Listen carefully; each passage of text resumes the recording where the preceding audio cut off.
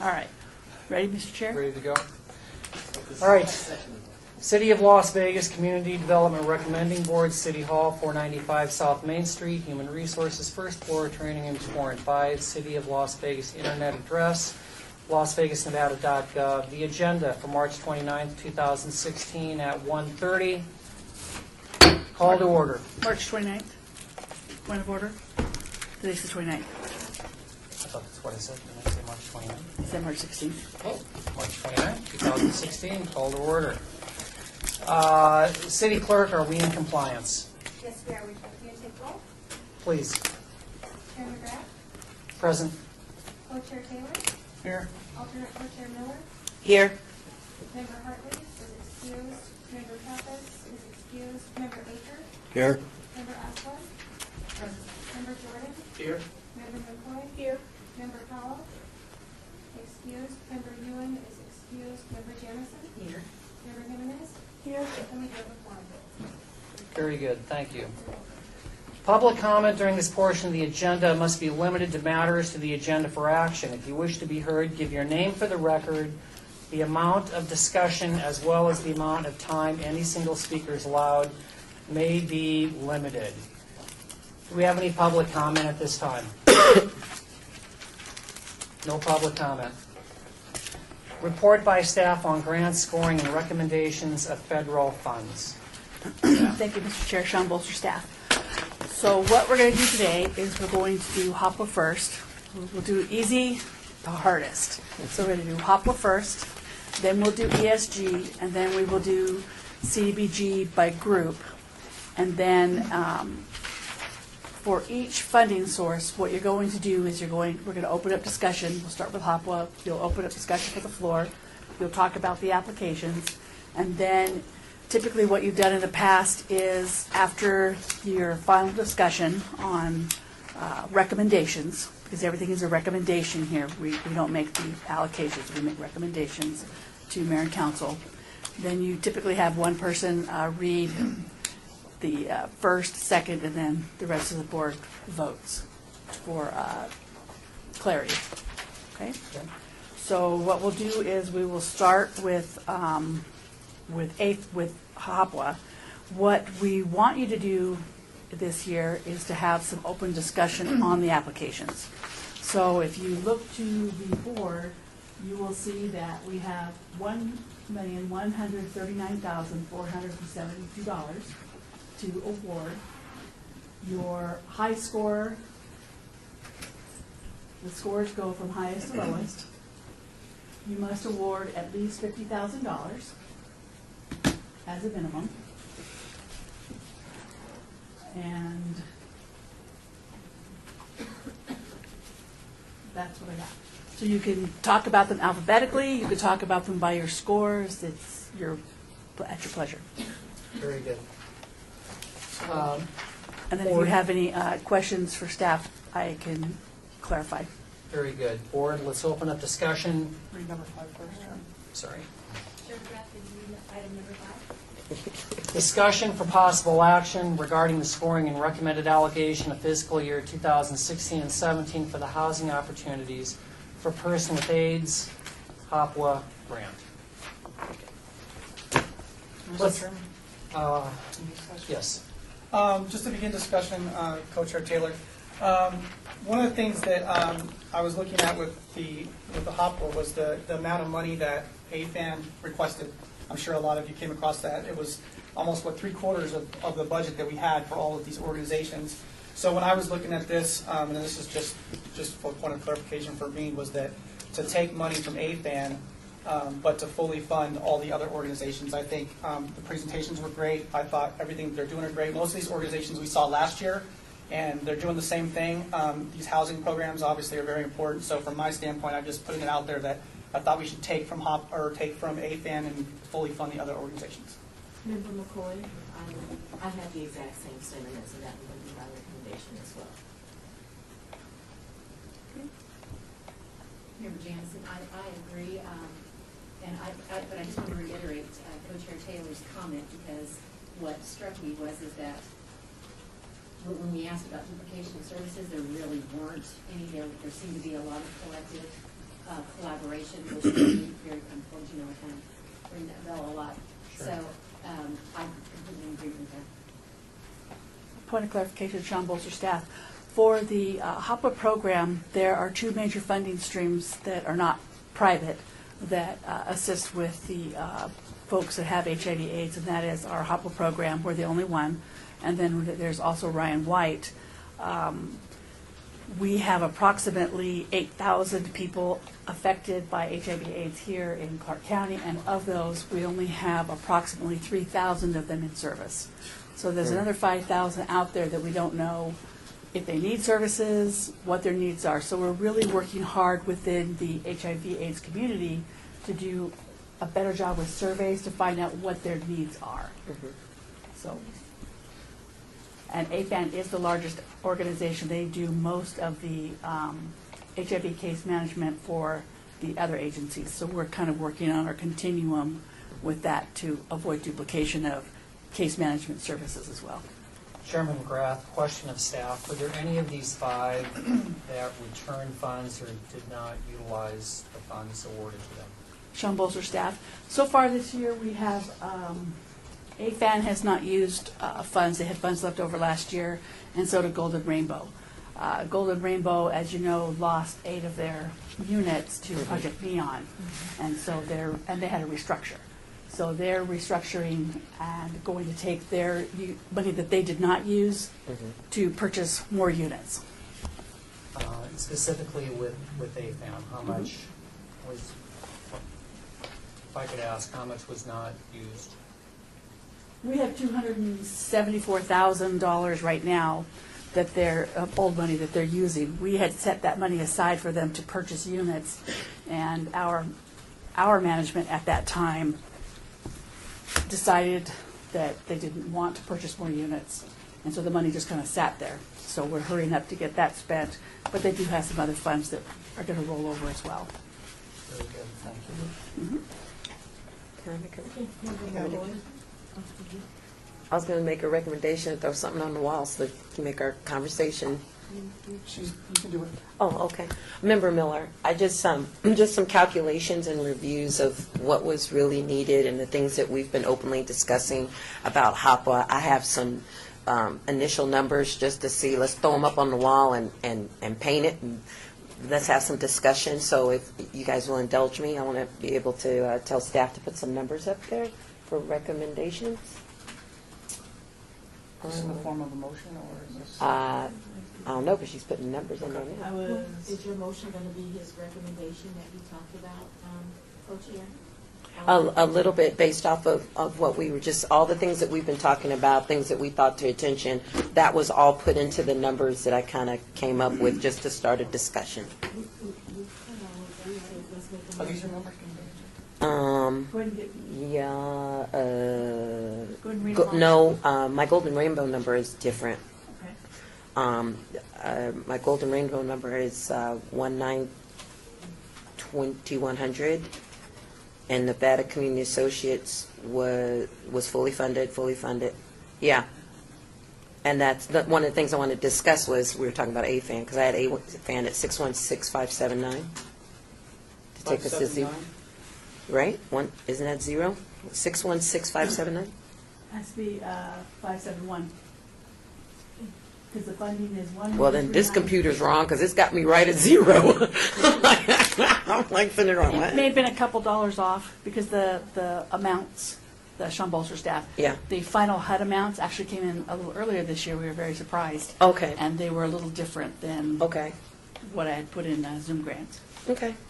So, Member McCoy, if I'm in proper order, I'd like to make a motion that we fully fund all the agencies minus the 149,859 from AFAN. And then they get the balance of whatever that is. Co-Chair Taylor, to staff, do we need to read off each organization in this meeting, or do we? Yes, no, you have to do each one. What you'll do is you'll start with Women's Development Center. Someone will make the motion, and then someone will second, and you move forward. And normally, How am I $8 off? I'm still trying to Terry figure out. Monticello, Assistant City Attorney. As a matter for clarification, it's a recommendation to the City Council. Council. Yes. that you fund yes. at a certain Oh, I see what. organization for a certain amount. Right. If there's any abstentions after the motion is made, have a member so stated at the time of the motion.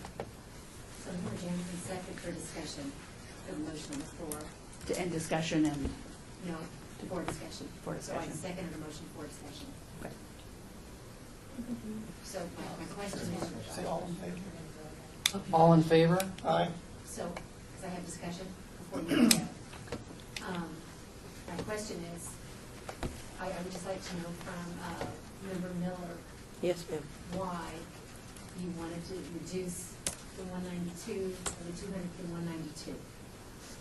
I saw, well, and that was something that I wanted to discuss, and that's why I just wanted to throw up there. I was looking at scores, what I saw with my scores and what I saw with the administrative scores. But since if we could equally fund them, we could still address the biggest need for AFAN, which was housing. And so as I'm going through that, I'm like, we could fully fund everybody else at the same number. Yeah, so what I'm looking at, because I'm still $8 over, I don't know how that happened, but I'm still $8 over. Co-Chair Taylor, just entering in discussion, I would agree. I think we should fully fund everybody, and whatever is left goes to AFAN. Right, now I'm matching. Now I'm cooking with Member grease. Jordan, so to, at this point, read out the numbers and get a second, and you go forward. Yes, so one person, typically what you guys do is, Sean Bolger staff, is one person reads off the recommendation, the next person seconds it, and then you guys all vote. Okay, Member Jordan, I'd like to recommend Women's Development Center, our funding 151,307 Second. To the city council. to the City Council. Second. Golden Rainbow of Wait, Nevada. We have to say It's all. just definitely- And you have to vote. Say, Mr. Chairman. All in favor? Aye. Aye. Those opposed? The record will show that it was unanimous, and as of right now, 1, 2, 3, not you, 4, 5, 6, 7, 8, 9. A unanimous vote is 9 members. I'd like to recommend, Member Jordan, I'd like to recommend Golden Rainbow of Nevada, CWB funding for the council of $200,000. Second. All in favor? Aye. Those opposed? Unanimous. We're good, council? Okay.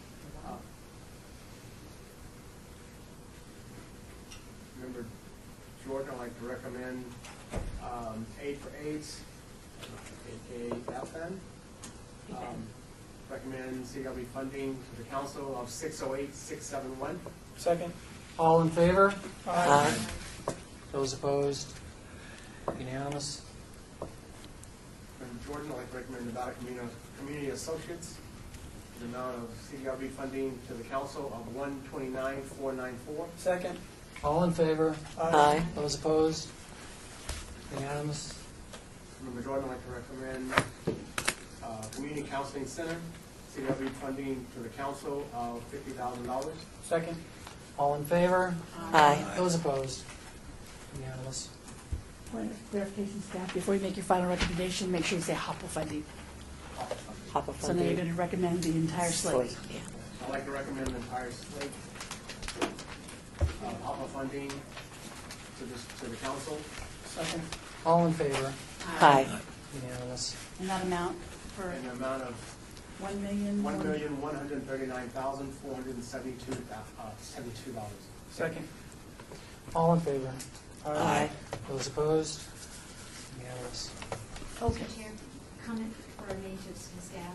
Please. So just on the comment that you had made earlier about the previous board or whatever with that organization who did not want to do housing, there's actually an article that came out, I believe this morning, and I can forward it to you, but it talks about how Nevada, yet once again, in Clark County specifically, we have the lowest number of housing for our poverty, people living in poverty, across the country. And so, 32,000 units for people at less than 80% of median income.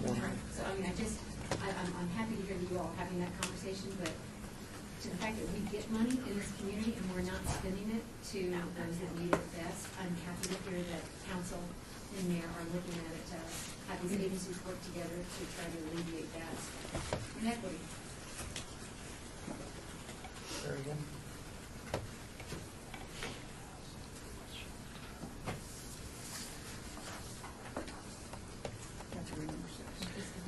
Number 6, discussion for possible action regarding the scoring and recommending the allocation of fiscal year 2016 and 17 for the Emergency Shelter Grant, ESG. Solutions. Solutions Grant. Sorry. I'm sorry, Sean Bolster staff. Sean Bolster staff. So this is going to be a fun one. I sent you all an email yesterday with kind of a breakdown of how you could choose to break the ESG grant out.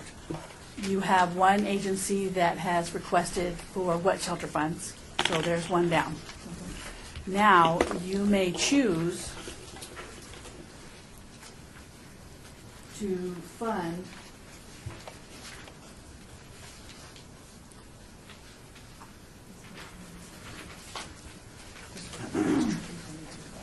one agency that has requested all of the rapid rehousing funds in addition to the prevention funds.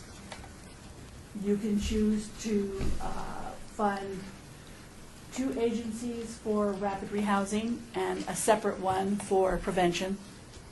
So you have options. You can fund up to 3 more agencies, 2 more agencies, or 1 more agency in addition to the wet shelter. Does that make sense? Okay. Clear as mud. Yeah, Where's mine? that does All not right. make sense. Let me pull up a, We're all like, ruh-roh.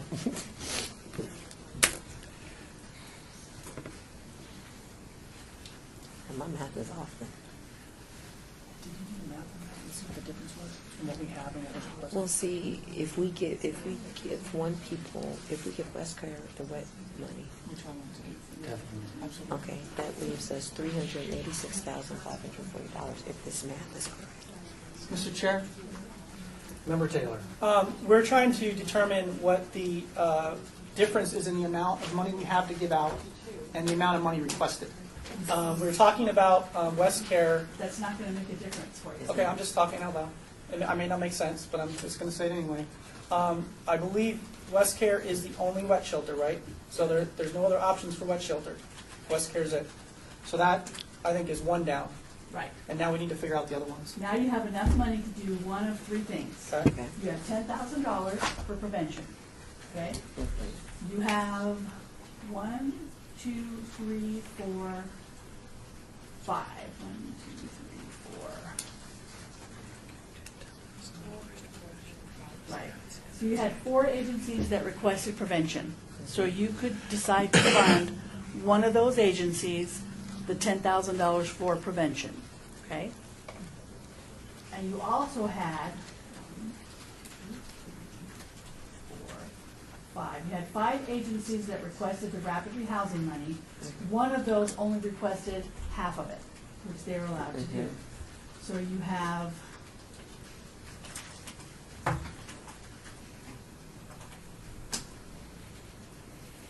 on, because we got a little extra money afterwards.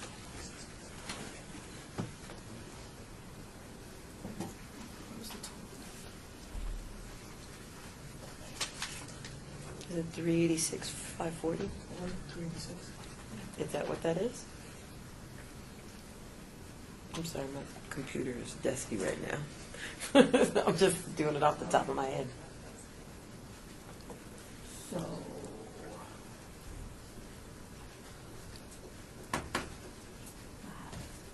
hang on.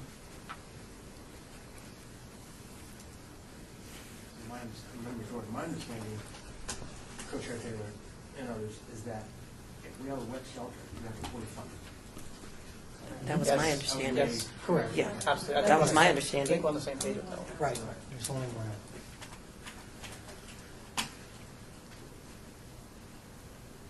Member McCoy, just while we're waiting on her to talk to us, but they kind of came in a little cocky, like they need to bring their executive director, you know, they want to be shelter there, so I think that member come record that. That's true, but I just think it's funny. Yeah. We're the only ones here, we know we're the only ones here. Yeah. For these funds, and so we don't bring who we wouldn't. But Member James, can I ask a clarifying question? This is only my second year on this board, but because I've heard several of you say that that's such a high priority, why is that such a big deal that executive director attends, considering everything else that they've got to do during the day? I'm just trying to understand why that's such a big deal. Chairman McGrath, Member Janison, I'll give you my perspective. If you have these nonprofits appearing in front of us requesting funding, I personally, I think it's imperative that either the ED, the CEO, the president is there in the event we should have any questions regarding finances, financial statements. And I think one of these agencies that we saw, they had their grant writer and a clinical nurse. Was that Nevada Housing? I'm not sure, but I think it's always good when you've got the top guns show up, answer any questions, so that they're not having to come back with the information and send it to staff and send it out again. Maybe that's the style that I like, but it's just we have more issues, questions answered at that point in time. So just for clarification, so that's not a guideline, that's just what this group has chosen to find as important for this group? Chairman McGrath, Member Janison, I don't know if we have chosen that, but it's just something that personally I like to see. That's me, and I think it just makes for a smoother presentation. They're not saying, gosh, I don't know, our controller, our CFO, our president couldn't make it today. And I appreciate that. I guess I just want to, Member Janison, I just want to clarify again, working for a nonprofit and understanding what happens on a daily basis, that's part of our, when we're judging on that criteria, we're the staff, I think it was number 6 on the question, where they prepare with the answer. I think that's our opportunity then to say, I'm going to use the word ding them, if they couldn't answer. So whomever that organization chose to send, if they could not answer, then that's where I think they get dinged. And we have that opportunity to do that by this form, but it just as a conversation. Very good. Member Jordan. At this point, my input, as I was asked, Member Janison, is that in the past we've been, to use lack of word, burnt before, because we had several individuals that came in who could not answer the questions, and then when they couldn't answer the questions, they wanted to come back later on to answer the questions, and then it was trying to set up some type of prejudice, like, wait a minute, you can answer the questions, or our CEO or the executive director wasn't here, and we're like, wait a minute, don't flip it on us. So we had I know we've been here about 4 years, we've had a lot of those situations come up, and then when you came in last year, we almost had a situation with one of the organization's executive director that was, had, and didn't show, but they're on investigation, so forth and so on. Okay, so that was a good input, but we've had those kind of situations, so I think, speaking for myself, I'm more gun shy. I look at it kind of like old school. If you're asking for thousands of dollars, take 30 minutes out of your time, or at least in your action of have somebody that can answer the questions. If you're asking for 50,000 plus, especially when I'm looking at your 990 and you're making 170,000 plus, I'm just thinking, don't go to lunch that day, come here, and come see what's going on. And I appreciate, I hope this dialogue is okay, because I do find it critical, especially for feedback for the agencies that are presenting. So if that's the case, then I would hope that there is some direction within the grant. Oh, yes. Sean Bolster staff, yes. If there's actually even a question in the application, it's the last question, that they understand the importance of bringing the folks that can answer all the questions that the board might have. Hopefully, before we look at scores, what I want you to think about is this. You have $10,000 for prevention, okay? So you're going to give it to one of these agencies right here that said, I want prevention funds. You then have $107,970 twice to give to someone that said, I would like also to have rapid rehousing funds, okay? So in this instance, you have 1, 2, 3. You have 3 agencies that requested the whole thing. They said, I would like to have the $10,000 in prevention, and I would also like to have the whole pot of the rapid rehousing money.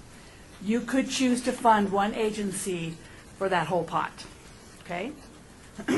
You could choose to give half the money to an agency and half the money to another agency and the $10,000 to a third agency.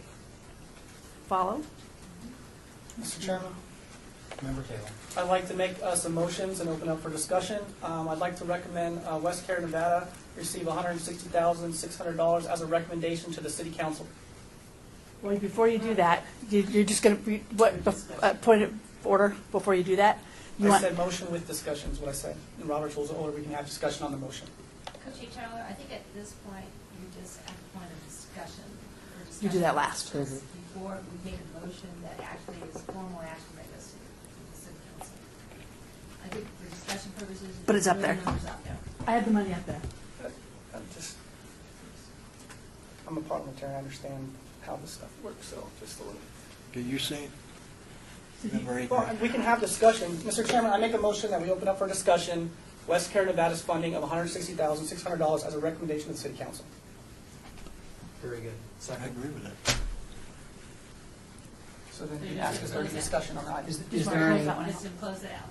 I'd like to make a motion to close discussion on West Care being funded $160,600 as a recommendation to the city council. Second. Member Johnson. And we say all in favor? all in favor? All in favor of Aye. closing discussion? Aye. Okay. Mr. Chairman, I'd like to make a recommendation that West Care, Nevada receive $160,600 as a recommendation to the city council for a wet shelter. Second, Member Johnson. All in favor? Aye. Those opposed? None. Unanimous. Mr. Chairman, I would like to recommend or open for discussion Salvation Army's funding and request for $215,694 as a recommendation to the city council. Member McCoy. I need a second. That was a motion. Yeah. Motion to Motion for discuss. discussion. That's what you said we have to do. No. Okay. Your discussion is open now. No, Yes. What you're doing right now is just discussion. that's what I made a motion for discussion. But if once, There's a distinction between you just wanting to discuss and the actual motion going forward. to motions discuss. is when you're doing the final. So if you just want to discuss, you don't need a motion. You can just throw numbers on the board. You could say, I want to throw numbers on the board. Mr. Chairman, I'd like to make a recommendation that Salvation Army receive $215,694 as a recommendation to the city council. So- Hang on. Okay, time out. Hold I'm on. still having discussion. I ain't had discussion yet. Okay. What member Taylor is recommending that you guys talk about is funding one agency for the entire pot. Is that correct? Well, that's what they asked for. Motion for his recommendation is what you're doing, right? Not this last go around, he just made a recommendation, but no motion was attached. He Right. didn't do- But what I'm saying to you is, okay, let's try this again. John Bolger, staff. You have at your disposal, Okay, thanks. I'm glad I'm not the only one. I've been running meetings for 20 years. I know, that's what I'm saying. This isn't your first rodeo either. Okay, calm down, we got a long way to go today. The other thing I want to bring up is we have some scoring here, so you're suggesting that we fully fund Salvation Army and we zero fund everybody else. That's not what I was suggesting. Well, that's what Just did. There's only $215,000 plus the $10,000 for prevention. So we have to- As a matter of just putting some order to this, I think there's a lot of dialogue that needs to take place amongst all of the board members. Right. After Sean Bolster made her presentation on the funding. So at this point in time, all the board members are here to freely just call on the chair to put their points of view as to what they want to do for funding. When it finally gets down to regurgitating and clarifying everything, then we do the final motions for the actual funding. and Sean Bolster, staff, would it Hope that be makes sense. easier, because it's a little different, do you want to talk about who you would like to fund the $10,000 for prevention first? Very good. Chairman McGrath, I would recommend the $10,000 of prevention be given to the U.S. vets. Second. Well, no, you're not. You're not motioning. You're not. I just recommend. Just recommend. Yeah, we're discussing. Put it on the board, $10,000. Yes. There you go. Okay. Well, you know what? You know what it is. I'm a visual person, Member Miller. When you put the number in, it gives me a total number that's left, and it kind of gets my brain going. So there you go. There you go. I can see that now. So now it kind of makes me go. Okay. Member Jordan, at this point, I'm sorry. Joe, I Salvation Army wanted to give them 10,000. Okay, so you want to give them the 10 people, so. So Now you have two agencies. So you gotta take it from one to give Yeah. it to the other. Right. That's correct. I like how they kept that one together. So, Member McCoy. So that means, Sean, you need to take that away. No, we'll leave it up there because you guys are going to have to figure out. I understand, but I think, does everybody understand that 10,000 is only up there once? Yes. Correct, So, right. my suggestion, because I like the vets and I like the Salvation Army that keeps the families together too, split it in half. No splitting. You can't. It's got to be 10,000. Can't split that. Remember, we haggled over that last year too. Those family. Member Jordan, at this point, we know, I'm using layman terms, so I apologize, I'm not that educated. Just joking, Anyway. I'm sorry. So glad we like each other. I know it's rude. I'm sorry. We do know we're locked in. West Care, Nevada, 166, 600. Right. Okay, that's what we're, right, It's already been a motion. right, right. What we're talking about, and discussing now is the 10,000 for U.S. vets and or Salvation Army. And member Audrey's concern, which is mine too, if I say another 10,000 up there, I'm thinking it kind of, do we take the 10,000 away from vets and put Salvation, and then somebody else will come up and do it again? When do we? I think, Shambo staff, I think what you would want to do as a board is discuss which agency you think, Gotcha. out of the agencies that ask for prevention dollars, is the one you want to fund. Remember, Jordan, we do know West Care's taken care of. We just Yes. didn't discuss the other two. Okay. Very That's good. why I think she moved the line up a little I bit. moved it up, So so. moved it out. So anything under wet is what we're dealing with now. Thank you. Member Janison. So, my question is twofold. I have one question and then a statement. So my question is, why for U.S. vets, do you feel so strongly about that? Then go there first if you would, and then I'll finish my game. Chairman McGrath. Honestly, I don't feel that strongly about it. I looked at their board, their president's a Marine, they've got two of the board members of the Marines, but there is nobody from Nevada, from Las Vegas. And personally, if you know me in past dealings, I put special focus on veterans groups. I do. There's a lot of money out there, and we all know about the Wounded Warriors and that huge debacle that I've been telling people about for 5 years, and it was my intent to give them 10K, period. End of story. Member Janison, so then you're kind of crossing over that you'd rather do the 10,000 here rather than the larger amount that's coming down the road in the next funding cycle that we're going to be talking about? That's correct. Okay, so thank you for that clarification. That's helpful. My initial reaction was to give the total 10,000 to Salvation Army as well, only because of the location of where they are. So when you look at the prevention, the location, that's why I was wanting to give it to 10,000 to Salvation Army. Where is U.S. Vets located? Chairman McGrath, I don't know. I mean, I've got everything. Question of staff? They're located off of Bonanza and Las Vegas Boulevard. So they're staying in the homeless corridor as well? Ish. Ish. That's true. Okay. Chairman McGrath, Member Janison, I can support that. Giving it to the Salvation Army. They do great work. Well, I just like the location of. I do too. Because it's a small amount and it has to go to one. And Member McCoy, I agree with the young ones. I like the vets a lot as well, but they will come back up again later on.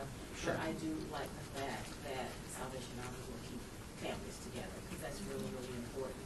And we don't have a lot of that duplication of services for that particular service. Mr. Chairman, Co-Chair Taylor. I would agree with McCoy and Jimenez about giving that 10,000 to Salvation Army as a point of discussion. Very good. Yay, Sean Bolzer, staff. Okay. She goes, yay! Now you have 2 pots of rapid rehousing money you can give, or 1 pot. Can you show us those numbers again, please? And it is 107,970, if I did the math right. Because, well, let's see.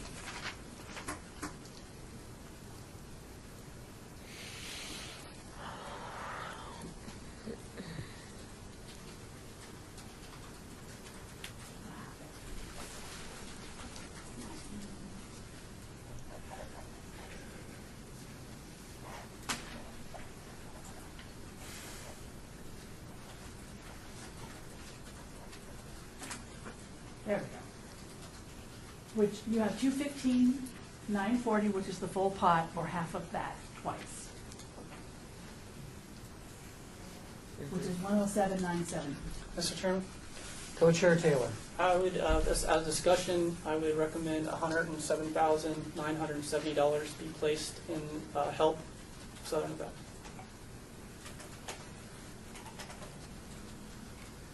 Member report for discussion, I would like to see half of it placed with US Vets.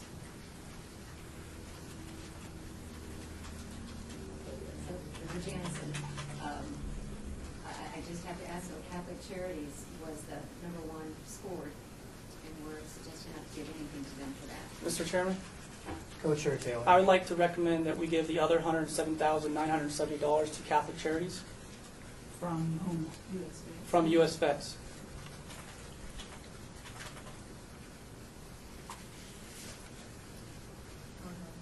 Wrong one. Oh, we took it from Help.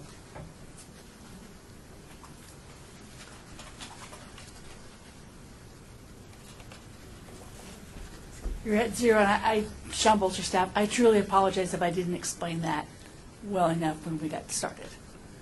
My bad. We're good.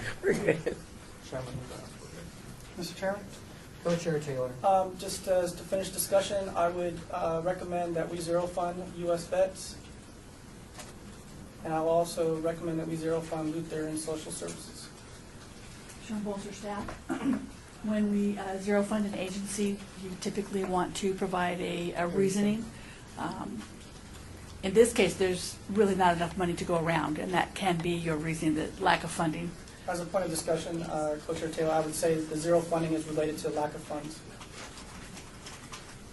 Because the scores are all pretty close.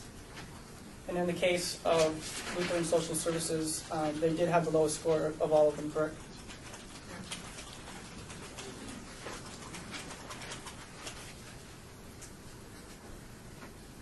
Okay, now you need to go, Sean Bolzer, staff, one at a time, except for Westgate. Member Jordan, I'd like to recommend to the City Council Catholic Charities of SNV the amount of $107,970 for rapid rehousing. Second. All in favor? Aye. Those opposed? Yes, one abstention Stay from, on Catholic Charities, please. Member Jansen? Noted. Member Jordan, I'd like to recommend to the council the U.S. Vets zero amount due to lack of funding. Second. All in favor? Aye. Those opposed? Show one opposed. Aye. We have one opposed. I am. Two opposed. Okay.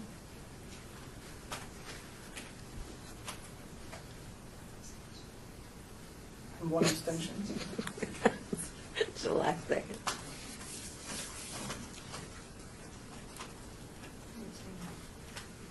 Oh, no, that was for Catholic Charities. Yeah. No, the one abstention was for Catholic Charities, right? Those are Catholic Charities. So it's 7-2.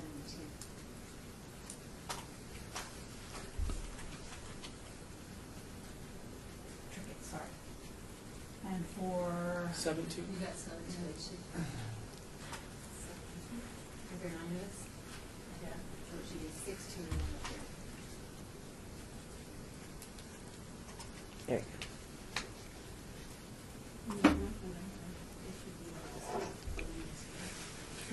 it was, 7 ayes and 7 yeas, 2 nays, correct? correct. Okay. Member Jordan, I'd like to recommend to the city council, help in the amount of $107,970. Second? All in favor? Aye. Those opposed?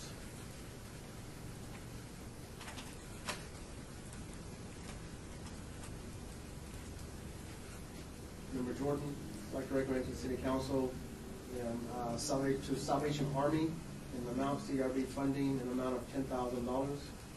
Second? All in favor?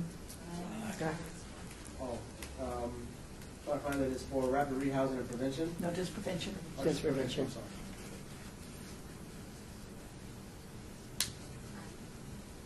Any nays? All in favor? All in favor? Aye. Those opposed?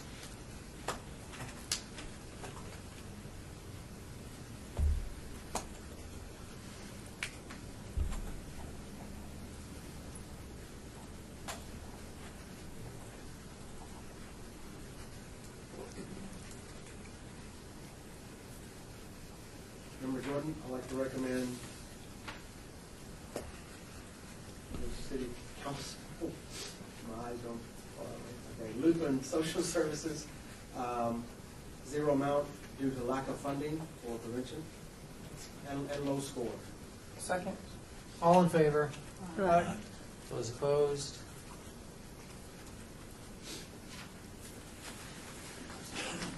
Okay. Yeah, they're coming along. Sean, what's your staff?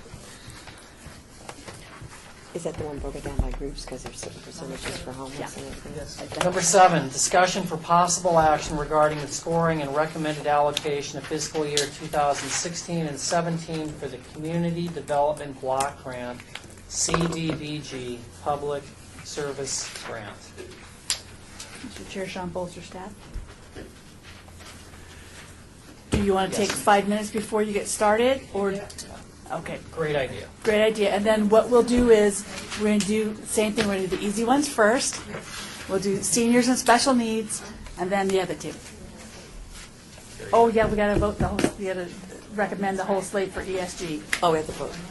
Thank you. Thank you, Member Haslund. I'd like to recommend to the city council for ESG applicant, the funding of The slate as proposed. the slate as proposed in the amount of $386,540. Second. Recommendation. Second. All in favor? Aye. Those opposed? Very good. Very good. 5 minute break. Great time. That is my password. Boy, this machine is about to make me lose Take my 10, keys. and then I'll, 10? take 10 if you like, run to the restroom, come on back. Can't expect 2 and get 5. Exactly. Stay connected, dang it. Okay. Sorry, guys. We talked about it so much that we finally got it. It was like, it was going to be this, this, or this. Oh, gee, many crickets. Come on now. So I think I explained things and Oop, there we go. Okay. Chairman McGrath, reconvening. Number 7, discussion for possible action regarding the supporting a recommended allocation of fiscal year 2016-17 for the Community Development Block Grant, CDBG, Public Service Grant. Mr. Chair, Sean Bolster, staff. Staff? So hopefully, what I've done for you is I have broken them out, all of the applications out by score, by the council priorities. So I thought to jumpstart, we would go with special needs or seniors first, and then homeless, and then youth, because youth is the largest category this year for whatever reason, they kind of take turns. So, that being said,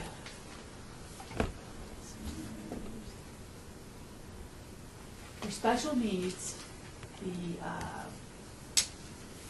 mayor and council have up to 15% of the total available for, they want that spent on special needs applicants.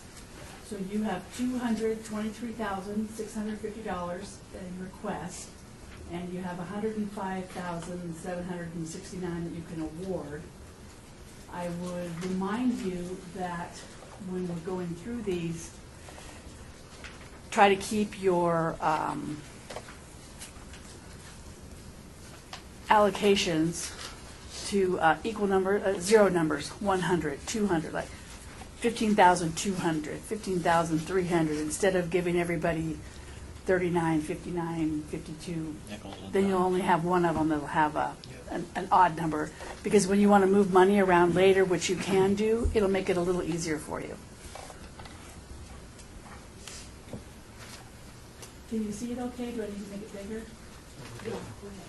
Member Osborne, the minimum is 15? Minimum that you can give is $15,000. 15000. Mr. Chairman? Member Taylor. Just to open up a discussion, my fellow board members, I was going to throw out some numbers and put them up there, make some recommendations, or discuss the numbers, and then we can discuss that. Does that sound fine? I'll start with Women's Development Center, and my recommendation was to fully fund the request of $33,250. Family and Child Treatment of Southern Nevada, my recommendation was to give them 50% of what they requested, which would be $20,000. For Hope for Prisoners, my recommendation was to give them 50% of what they requested, which was $25,000. The Blind Center of Southern Nevada, they requested $50,000. My recommendation was to give them 50% of what they requested, which is $25,000. And Foundation for Positively Kids, they requested $50,000, $50,400, and my recommendation was to give them $20,000. Where are we at? You're $17,481. Over. I would recommend that we take that money from the Women's Development Center. The difference? The whole amount? Yeah, the whole amount. And then you can.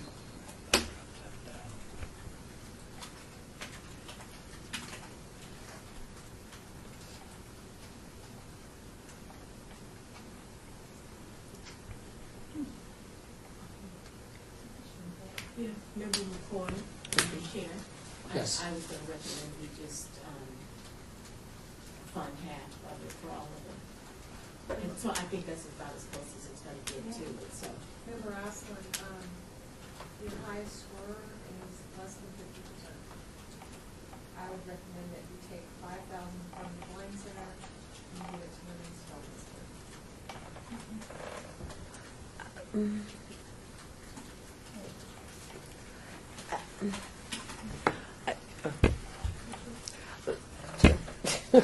I'm sorry. This is Member Miller, and this is just some information for thoughts of sharing as we're discussing this number. I want to discuss Hope for Prisoners for a second, if I may. Please. This program is going to be, I'm not suggesting, it is going to be the national forum that's going to take place in reference to community policing and in terms of reintegrating men and women that come back into functional society. There's research that supports the program. It's the first of its kind. The recidivism rate is lower.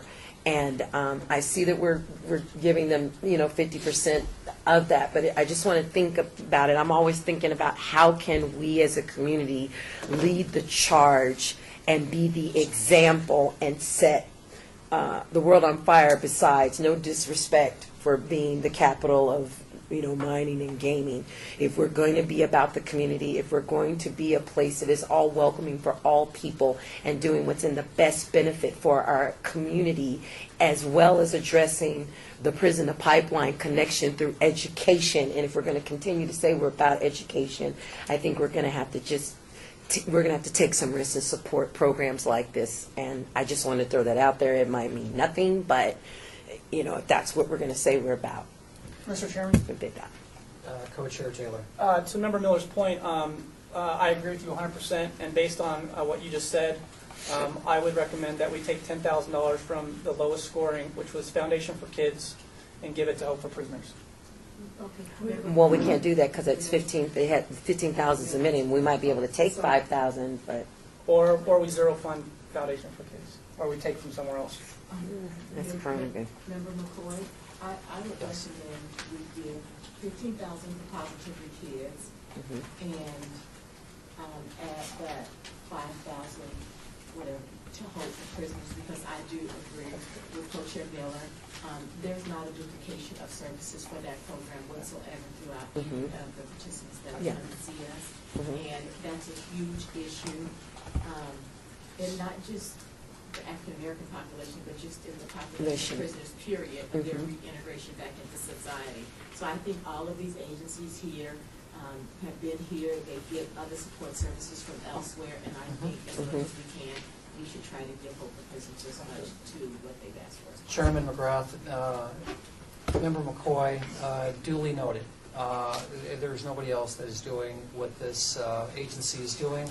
If you missed it, I brought along, I try to read everything I get my hands on. There was a great article in the RJ on March 19th about Hope for Prisoners. I'll leave it on the table here if you care to read it. Member Janison. So, thank you. I'm going to have to abstain from Hope for Prisoners, but I've understood that I can at least speak on behalf of them without voting. And so I concur completely. I have been involved with that organization since they started.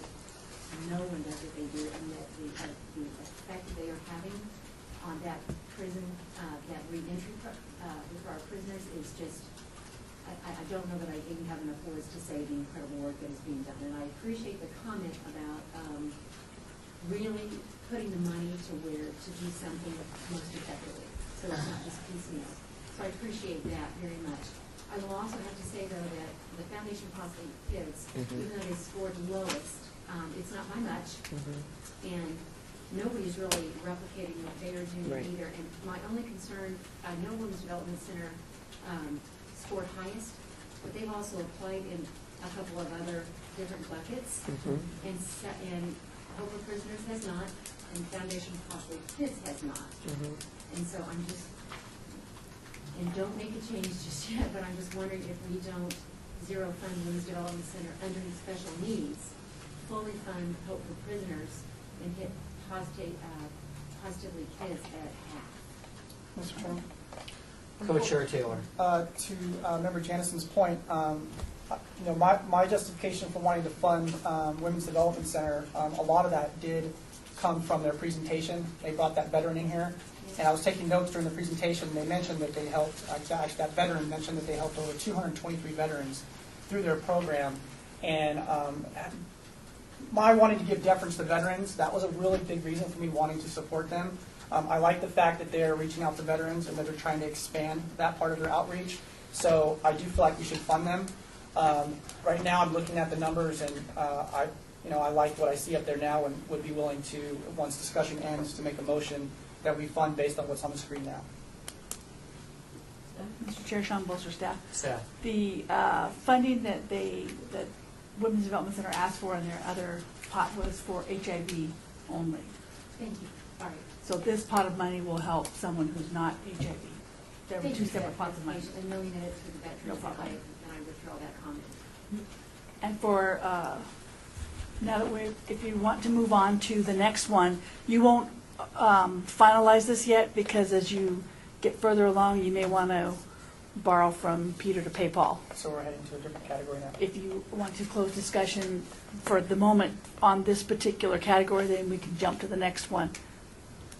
Are you guys okay with that, or you still want to have a discussion? Member McCoy.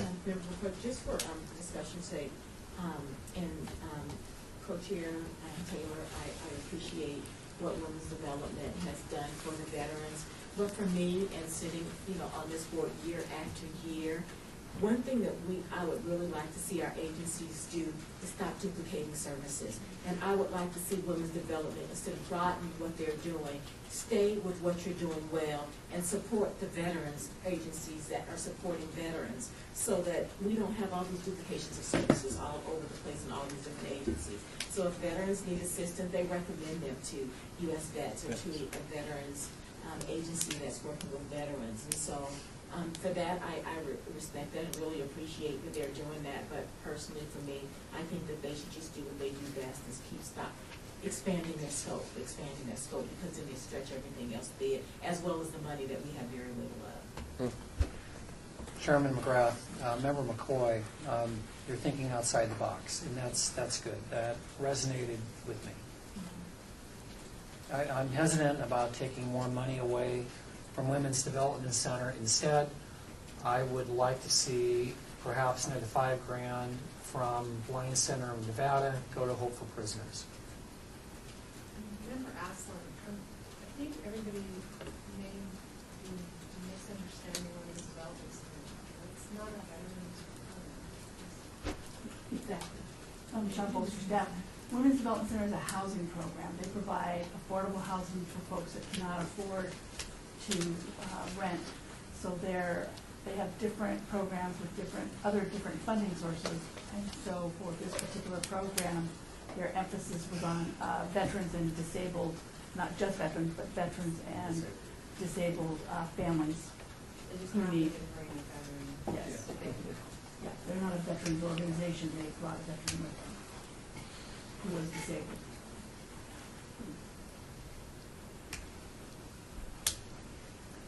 Chairman McGrath, do we have a consensus? We're going on to the next category. We're doing seniors now? Well, you requested that she take 5,000 from the Blind Center and give it to Hope for Prisoners, correct?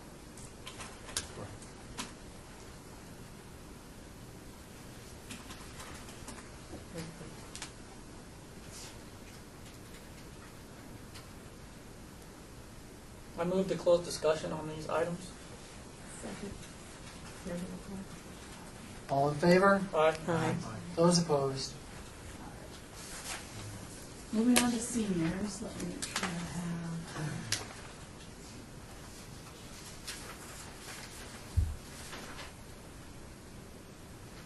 So 330 something is our total for signature. Yeah. Am I looking at, no, that's a request. Yeah, oh, yeah, yeah. What's available? Yeah, what's is available for? 176, 282. 176. Hang on, let me double check.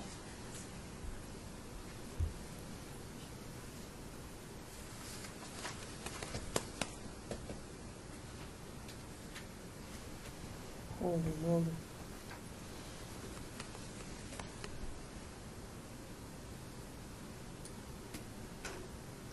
I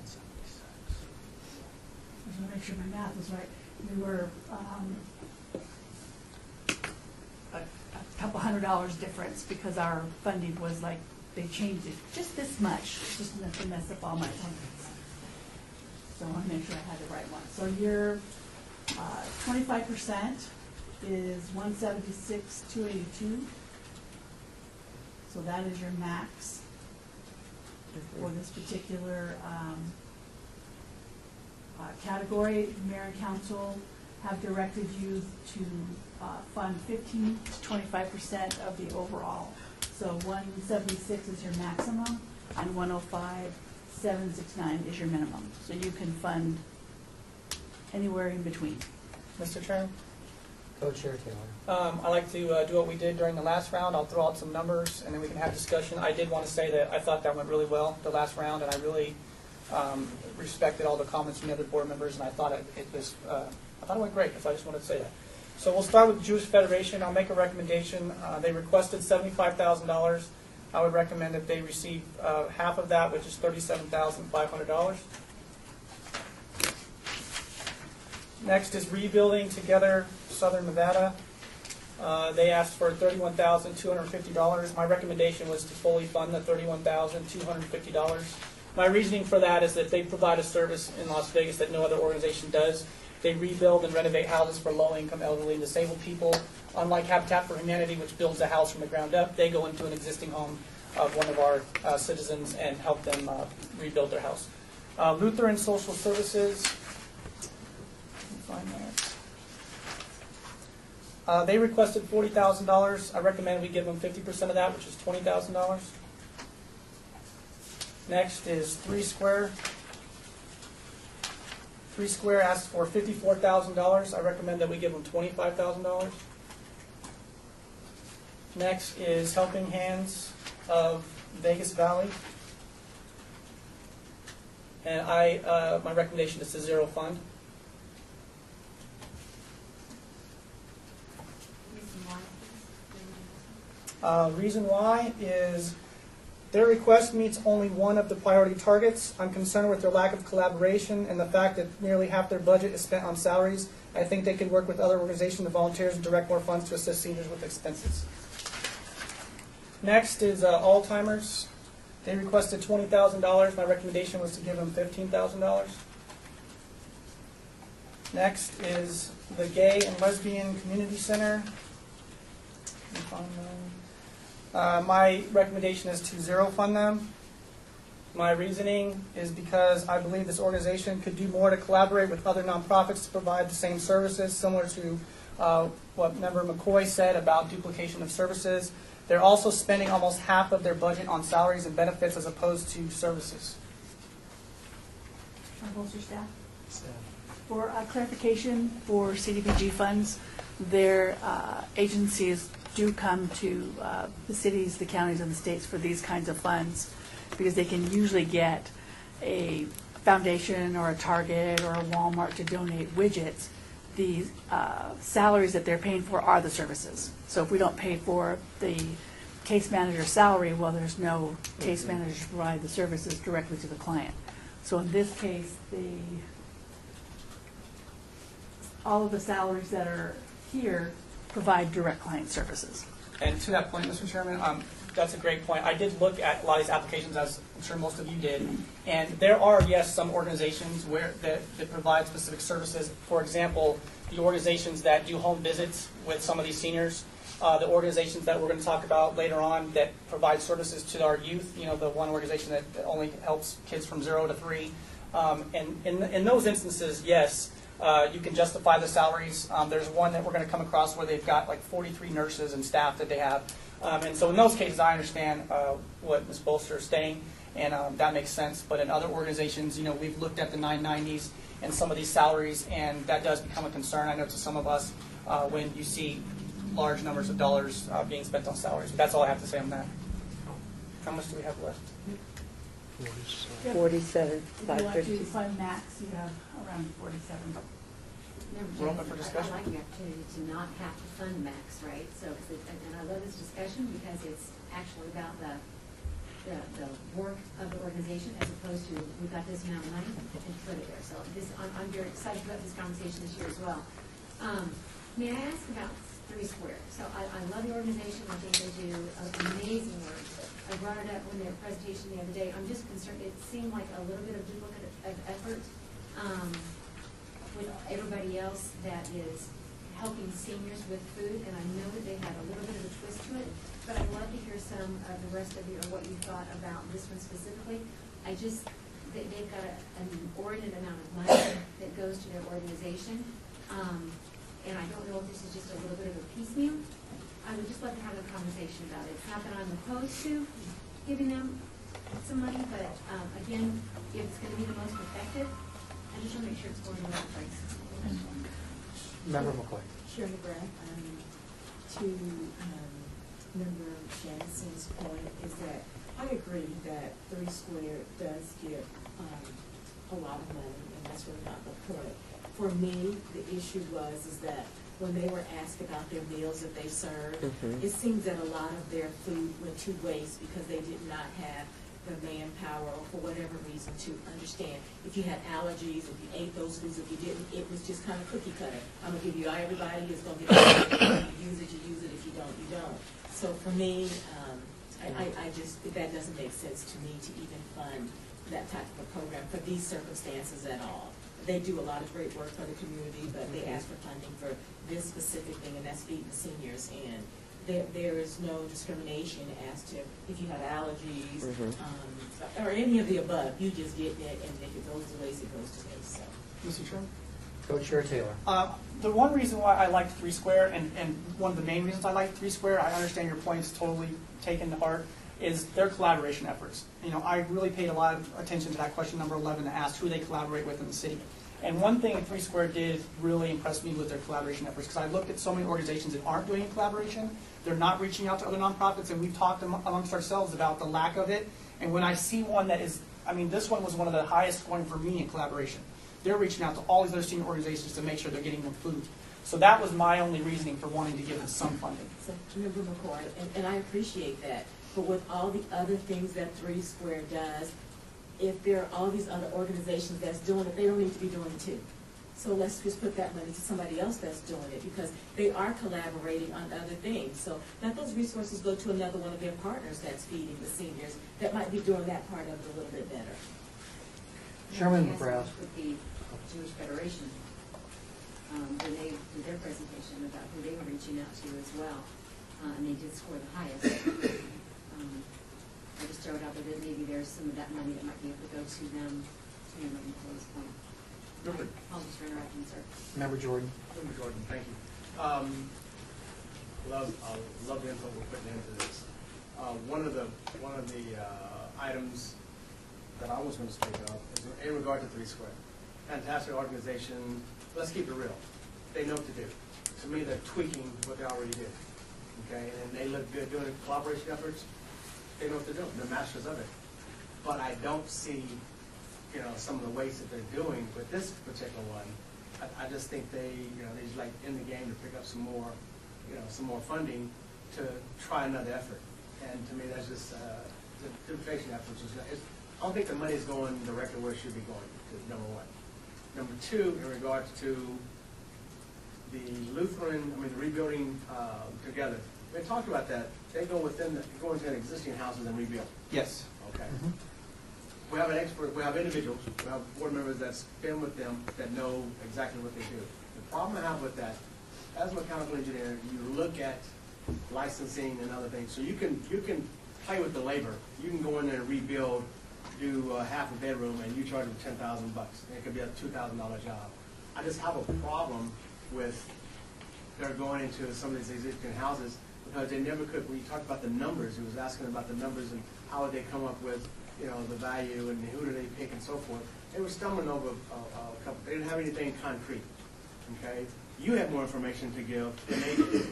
And I was like, okay, that's kind of odd. I mean, you were more on it than they were, and they were presenting. So I made notes of that. So I'm just a little bit leery of Three Square, and of course we're rebuilding together. Yes. If I may, Sean Bolster, staff, I process the payments for the agency. So when I receive the bills for the construction piece, we're paying for things like roof replacement, hot water heaters. We had one where they had flooring because there was a flood and so they had to replace some flooring. So they're not going out and getting real expensive. They're doing the 3-bid thing, making sure that they are getting the best bang for their buck. When it comes to event day, they get volunteers from all over the city, and we help pay for some of the materials. So they might go into someone's home that needs new drywall.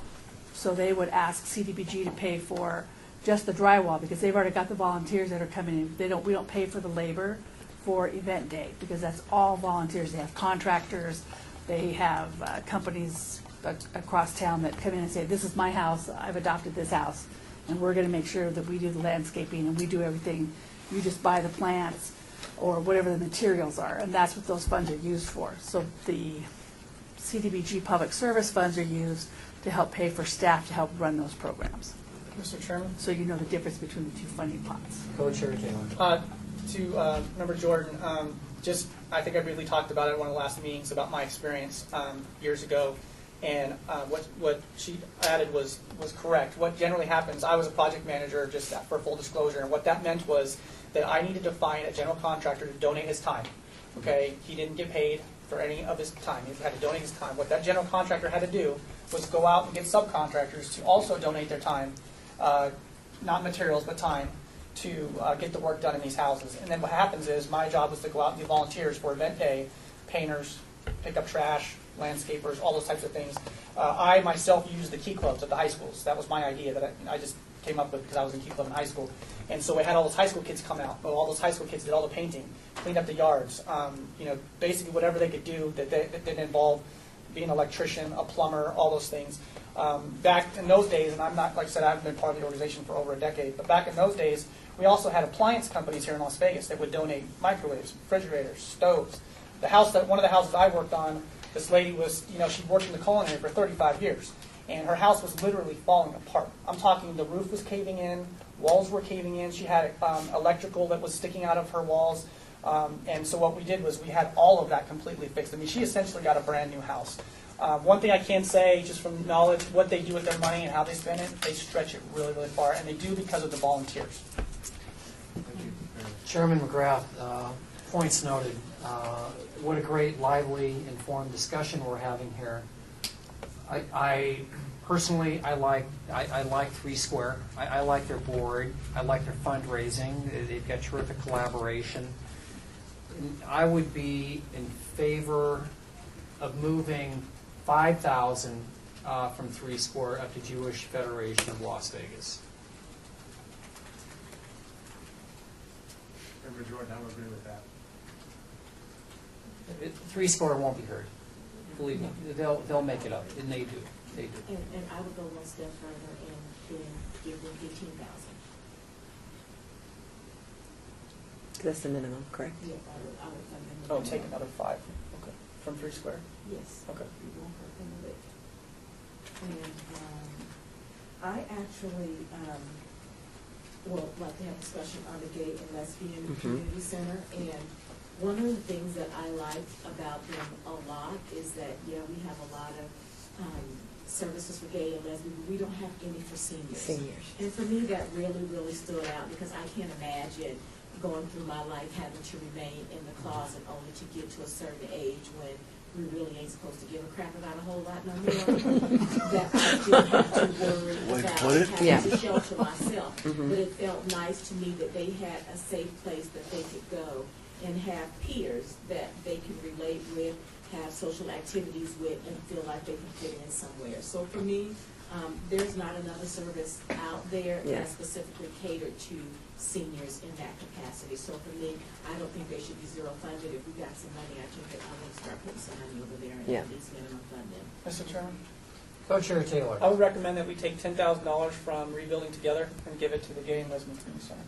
Point of clarification from Janice, I don't know if we have to take any because we've got money. We got money left over.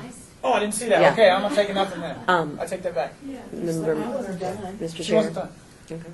Just one more thing, and Please. I had a question for you, Co-Chair, is that on Rebuilding Together, and maybe staff can chime in here as well, the one thing that I was really kind of concerned about and I really didn't quite understand is that I got that all the labor is free, but they said it was on a first come, first serve. So I was really trying to understand, well, if you called me and my house is falling down, are you going to come in and fix everything because you just wiped out the budget right there? Or do you have limits on what you're going to do per person's house? Mr. Chairman, can I respond? Co-Chair Taylor. Okay, basically what they do is they get hundreds of applications, okay? And obviously you want to help everybody. And I know because I was part of the application process 10 years ago, more than 10 years ago. What they do is they take all those out. Jamaican? What? Are you Jamaican? Am I Jamaican? Got 15 jobs. It's a joke. Jamaican. We'll explain it later. Continue, Co-Chair. Okay, that really threw me off. I'm sorry. I like Bob Marley. Does that count? It was silly. Go ahead. It was just that silly. Keep it light. But everybody got it. But you was Yeah, I also like when I don't get things sometimes. Continue, You Co-Chair. really get them. Okay, I'm back. I swear, I'm Can't wait back. to find out what that was. Okay, explain it to me. I'm sorry. So they get all these applications, they go through them, and then they start ranking them based on the need. So if your house is literally falling apart, you go to the top of the stack. And then what generally happens is when they get to where, so say for example they've got 60 teams. I'm just throwing this out as a hypothetical. Say you've got 60 teams. If you've got 60 teams, that means you've got 60 houses that you can work on event day. Generally, it does go past event day. Event day is just when all the volunteers show up, and there's like thousands of people in the valley doing these houses. Then what happens is those applications that maybe came in later or didn't rank as high because their house wasn't falling apart, those applications go into a queue, and the next year they come forward and are considered again. So that you don't just not get approved that year, and then the following year you're not considered. So that's how that works. Just to clarify, that question was asked when they were presenting, and they did say that there is a cap. So it's not like one person can get $100,000 and nobody else gets anything. Yeah. So there is a cap per project, Mhm. which made me feel comfortable too, so to make sure that that it was spread out to most need as possible. 5,000 per home. So there's a maximum. Okay. Well, Sean Bolster, staff, they have two programs now. They have an emergency repair program, and they have event day.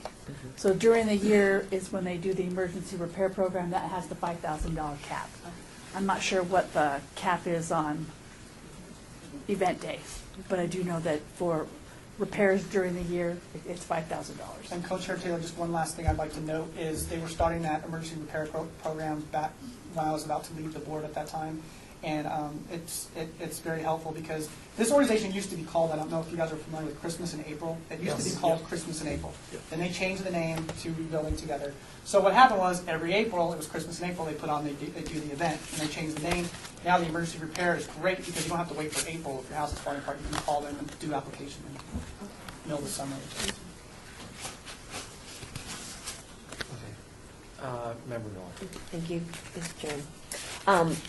We have, I'm just making sure I'm understanding this, we have 37,532 to max out for what the direction from city for this area. Okay, so let me drag my soapbox out for a second, because I wanted to touch on two things. We've been talking about children, we've been talking about education. The Alzheimer's of Southern Nevada and the gay and lesbian community, just to piggyback off my colleague here, about the support that's being provided. With the advances in medicine that we're having now, people are living longer, and we want them to live a happy life. In addition to that, more research is coming forward of people having earlier terms of dementia and developing Alzheimer's, and that's going on. And I just would like to see possibly if we could give those two organizations, based off of the services they're providing, looking at the long-term picture, so we're not just putting a Band-Aid on something. Maybe we're trying to get some treatment somewhere in terms of giving maybe some more money. I know the minimum is $15,000, but for Alzheimer's and the Gay and Lesbian Community Center. And I also, to jump on that, is I'm showing the diversity in our family.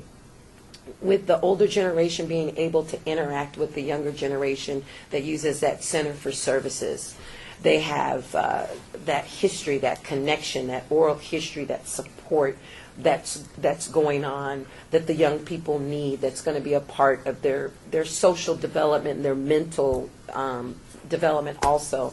When the HRC had their first national conference here, the center and that community was discussing that. So I just kind of wanted to just throw that in there for something else to massage, but I would like to give those two agencies, if possible, with our funding, a little bit more money. Chairman Grant, Member McCoy, I'm okay to give the gay and lesbian senior communities more money, but for Alzheimer's, for me personally, and I do agree with that, I had a huge problem with their lack of diversity in their program. I agree. I mean, it was like black people don't get Alzheimer's. Yeah, and they I do. had a huge problem with that, that they were very one-dimensional I agree. in what they did. I agree. That was in my notes, too. So they could diversify what they choose to do with the population they serve, because it affects everybody across this population, then I'm okay with minimum funding them and putting those monies either toward the Jewish Federation, because they did get the highest score, and adding some additional to the gay and lesbian. So I would do $5,000 more there, because we got $37,000 left to go. Yes? I mean, Yeah. Okay, we don't have to. I'm okay I have a with it. question. One of these did transportation, right? I'm sorry, Member Miller. Member Miller. That's right, so Member Janison, so that was my question, so I'd like to have a discussion about Helping Hands, because I thought that they were the ones that did the transportation to seniors, and if my recollection is correct, nobody else really did that, so I like to have a conversation about funding them something, because I thought they were the only ones that did it. Chairman McGrath, Member Janison, I believe the Jewish Federation does as well, the transportation for seniors. I'm going to go back and I think it's that they bring them to, the Jewish Federation brings them to, they make the meals to the seniors, and they will also pick them up and bring them to their place to have meals, congregate meals. I'm pretty sure, but that's why I like the clarification. I think Helping Hands is the only one Mhm. that transported seniors to where they needed to go for services. And Member Miller, you raised your hand. Well, that was what my next question was, because in my notes it says it's door-to-door service transportation with 290 clients. And the money that they need is for more staffing to provide that service, not for any supplies or whatnot. And they have a specific program, if I remember correctly, to address those that had the chronic illnesses that needed that door-to-door service for medical treatment, if I remember correctly. And I couldn't remember, that's why I kept saying, one of these I know does transportation, but that's what my notes say. Member Jordan, or excuse me, Member McCoy. We don't always like Boy, you two was cracking jokes. Thinking of Member Stanford, that's what I was thinking. Look at Stanford. But you know what? I am going to really work on myself before this day is over, I promise. I just had a comment about Helping Hands. You're absolutely correct. They are the only agency that do that. But one thing that I noticed about their services just being a part of the community is that it seems to me that they waste resources tremendously. And what I mean by that is, yeah, they offer door-to-door services, but they have these amazing huge buses with only one client on it, Right. because that happens to be the only client for that day going there. And so I happened to witness one time, and I'm like, is she the only one? And he sat out there and he waited for her, and it was like, this seems like such a waste. That one staff person drove one person in this one huge bus, back and forth, so. Member Janison. And we asked for that, and because I completely agree on the visual. The answer was that, so that's the one that needed it. They try to do the best they can to fill up that bus if they can, but if they can't, and that one senior needs that help that day, how do you tell them no because nobody else needs it that day? And that's where I struggle on those decisions. I don't know because I don't work there, because I get your point. But I would hate to take away that service for that one individual that needed it that day. I agree. I would just like to see them better coordinate. They've got to find a way to be able to say, it's just differently, because I totally agree with you. Mr. Chairman? Co-Chair Taylor. I would recommend for discussion that we give Helping Hands $10,000 or $15,000 and the remaining to the Gay and Lesbians Community Center, which is another $17,532. 37,532. Yeah, 37,532. Member Jordan, definitely concur with the new changes. And as a quick go back in regards to Helping Hands, the transportation part, I listened to both cases. In regards to that, it was the routing issue. It's like if we have a route that goes from A to B to C, it's 1 or 2, 5 or 6 or whatever, but it's that routing. It has to be done. Okay, picking up one person, to me, it has to be done. Sometimes it might seem like a waste, but when you get about 50 seniors on one bus, that's only can take 25. I'm sure they do that too, but that's off the record. But I think it has to be done. Some funding needs to go to them. I don't have a problem with the $15,000 to keep that going. In regards to the Jewish Federation, they've tried to step it up a little bit. I know what they're doing. Again, they're looking at exceeding. They had no data. That bothered me a little bit. But in regards to, they had exceeded by 213. Their goal was 175. Exceeded, to 230. So I give them credit for that. So they definitely have stepped it up. But it's because of the discussions we're having here, these organizations are stepping it up. Okay, and I must add one note in regards. This is a Chair Jordan and other members issue. Is that the Helping Hands did have the CEO present. So I give them credit. I'm messing with Member Janison on that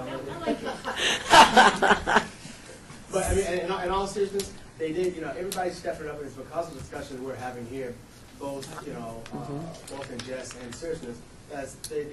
These people are stepping up, and we're holding them to. We're holding the fire underneath them, and we haven't done that in a long time. So. I like Very the good. numbers we're looking at. Mr. Chairman, I would move that we close discussion on these items and move on to the next category. I withdraw my motion, Mr. Chairman. Are you abstaining? Member Janison. Thank you for that. I You're welcome. appreciate that. Say one more thing. So I just want us to take a look at the big picture there, right? So you've got Jewish Federation receiving the most, and then the Gay and Lesbian Center, which scored the lowest, getting the second highest. Mhm. I just want us to take a look at that breakdown real quick, and does that make sense for us? I'm not advocating that, that's a big chunk for that scored the lowest. And so, Member McCoy, I really noted, Yeah. and I appreciate that, and I say we take, $7,000 from the Jewish, the gay and lesbian, if that's a round enough number for you, Sean. And then we don't have to use it, we can carry it over to the next category, can we not? Can we do that? So I say we carry it over, and I'd like to have those as they stand right now. Mr. Chairman, I make a motion that we close discussion on these items and move on to the next category. Member Jordan, second. All in favor? Aye. Those opposed? Unanimous. We were like, whoo. Somebody should drop by. I got a flask. Got a flash. We got a flash. I can't drink, you can't drink. It's a law. Are we doing youth or homeless? What are we, did we already do youth or no? We should do, Sean Bolster staff, I think you should, I would recommend that we do homeless next, Okay. and then do the youths last. The ute? The youths. What is a ute? Are we ready? A ute. Hang on one second. I'm going to highlight the amount that you've got requested so far, so you can see it. Mhm. And that's your minimum maximum. So for this category, Sean Bolster, Mayor and Council would like you to allocate or recommend to them 40 to 50% overall. So your amounts are from 282,000 to 352,000-ish. Mr. Chairman, Co-Chair Taylor. I'd like to start this third round like we did the other two and make some recommendations for discussion, starting with Catholic Charities of Southern Nevada.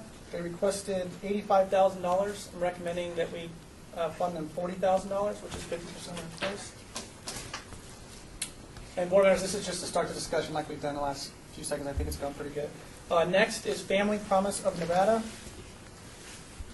They requested $30,000. I recommend we give them 50%, which is $15,000. West Care, Nevada. They requested $35,000, or actually, my notes say $33,250. Is that's what I thought? What did I put down? I got 35. All right, let's go with 35 then. I recommended that we fully fund them the $35,000. Salvation Army requested $200,000. I recommend we give them $50,000. Next is Help of Southern Nevada. They requested $100,000. I recommend that we give them $40,000. Next is U.S. Vets, United States Veterans Initiative, right? They requested $93,309. I recommend that we give them $50,000. Nevada Health Centers. They requested $20,000. I recommend that we give them the $20,000. How do you say that? Caridad. Thank you. Scotch Irish, I can't say that. They requested $70,460. I recommend we zero fund them. My reasoning for that was I believe this is the organization that has a contract with the city of Las Vegas. It's a $60,000 contract. They're one of the newer organizations. I'm a little concerned based on their application on their lack of fundraising. Again, half their budget goes to salaries, so that's my reasoning for that. The next one is St. Jude's Ranch for Children. They requested $90,336, and my recommendation was to zero fund them. Is that everybody? So now how much we have left? $250,000. No, that's what you spent, or that's what you've recommended so far, Sean Bolster staff. You've got $250,000 recommended, and this is your range here. Remember, Jordan, So we got do Boogie. we have, like we've done before, on some of these, do we have any input on additional input on any of these organizations that we did not have before that may enlighten us to make a, I mean, I love co-chairs. I love this part. We have some foundation to run with. Do we have any additional input from the board that may help us make a decision with some of the new ones? CARES, hope I'm saying it right. I'm from San Francisco, so I know. Oh, see. But anyway, some of the other ones, St. Jude's Ranch, we definitely, a lot of us know what's going on there. So that'd be my question to board members. Do we have any additional information on some of the new ones that are here? Very good. Member Janison.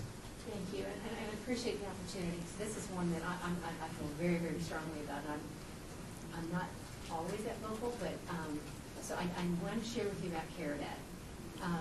They are new to the community, been here a couple of years, they do have a contract with the city. I've met with them on work that they're doing, and I've also talked to some other organizations, such as Catholic Charities and some of the other ones that are working on the homeless. And the work that they are doing, they did not present as well as the work they are doing. And so I feel very, very strongly that we need to give them a big chunk of what they've even asked for, because they are actually helping support the other charities that are doing that work. And I think that you're going to find, given the opportunity, that they're going to move that needle faster than almost anybody else that I've seen to date. So my recommendation would be to, according to what you've done there with the rest of them, a minimum of half, so $35,000. In regards to St. Jude's for children, that was last year, right? So we didn't, I don't know if we funded them at all last year for what had happened and everything they were going through. They have really reset who they are and what they're doing, and if you look at the work they're doing with that crossings and then housing those individuals specifically, they've really made great strides in bringing themselves back up to becoming the organization that they historically they have been. So I would really caution us to not fund them anything this year, because I think that they've done a great work to rebuild themselves. So I would recommend that maybe we do them again at their request of so 40. Let me just throw out 40,000. That's not even half of what they requested. That was what they funded last year. So Chairman McGrath, Member Janison, your points are noted on St. Jude's. They have made strides. I've tracked them. Unfortunately, in their financials with their board and their Form 990, nothing has changed from last year, but they're utilizing the past year's information. But they have made some good forward progress, and I want to go visit their campus and their other facility in person as well. But I think that we should definitely give them some money this year. Through you, Mr. Chairman, just a clarification from staff. So we've got, you said 352,564 total? This is your max, this is your range. Okay, in between, right now we're at 325. That is correct. Okay. Thank you. Member McCoy. I concur with Member Janison on CARES. I think that they are new here. I'm looking at the fully funding to see what it is they're going to do for the future, so I do think that we should fund them something. I also think that the Salvation Army does a lot, and we didn't even offer them half, and they scored very, very high. And I think that we should fund them an additional $50,000, at least half. Chairman McGrath. Well, where are we at right now? Where we got to take it from? We got to take it from somewhere, because it's about 25 grand over. Okay, then let's do, who do we do? Charities, we get 40,000. Give me a minute, y'all can talk about it, but I'll get back to that. Okay, West Care. We fully funded West Care. They are the what shelter? Are they not? This is for homeless. Yeah. Yeah. Is that agency is what I'm trying to. Yeah, yes, ma'am. Mhm. They scored high too. They did.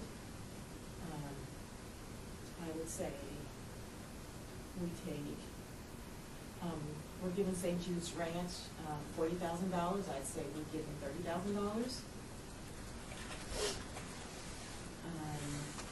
Make her 15,000. Come on, girl, you got it. Okay, I'm getting it. Give me some time.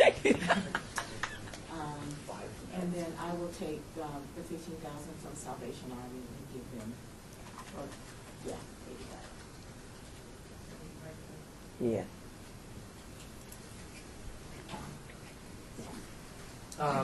Chairman McGrath, I have visited Family Promise on several occasions. I love the work that they do, and again, they house families. They're one of 2 agencies that do that. I've got a very hard time funding them at 50%. I would like to fully fund them and also get more money to the Salvation Army. Tough call, Take 10. Mr. Chairman, please. I would make a recommendation that we take $10,000 from Help of Southern Nevada, give that to Catholic Church, or Salvation Army. That's 30,000, yeah. And then move it to 9. Salvation Army. Yeah, 95. Now we're at 95, right? Member Janison. So my question is, as you guys are doing this, I just want us to, we're basing our decisions off of the amount, because of the amount that they requested, and then trying to even it out, even though they didn't score as high. So I'd like for us to take a look back then on who's doing the best work. So if we all scored the charities higher, I as opposed to just giving everybody 50% or lower, I'd like for us to consider maybe like who's doing the best work. And then so Salvation Army, I think they do an incredible work, but just because they asked for $200,000 and Catholic Charities only asked for 85, it's like we're dinging Catholic Charities with Salvation Army because they asked for more, we're going to give them more. So I caution us to do that. Mr. Chairman. Co-chair Taylor. To your point, Member Janison, I looked at it, and I totally understand what you're saying. I looked at it from the standpoint of, Salvation Army is requesting this X amount of dollars, like you said, and yeah, we're trying to meet them halfway, which is what we're attempting to do here. But I also look at the way they spend the money. And I would rather see Salvation Army spend $100,000 from this community than some of the other organizations that scored lower. And because I know what they're going to do with the $100,000. I know their facilities, I know their staff, and so when they ask for $200,000, I know what they're going to use that for. Unfortunately, we can't give it to them, but I do think, it is my opinion, that we should at least give them half of what they asked for, because I know what they're going to spend that money on. Agreed, but I'm just going to go back up to then Catholic Charities, we scored highest, and we're only going to give them half. So if we're going to, less than half. So if we're going to use that analogy, I just want to keep that in focus. Member McCoy. And to your point, Member Janison, then that means that Caridad was amongst the lowest, so then we would end up maybe minimally funding them. So it's kind of going to go both ways. So we're trying to weigh in the scoring as well as the work and what they're doing. So it's kind of like a tough balance between the two.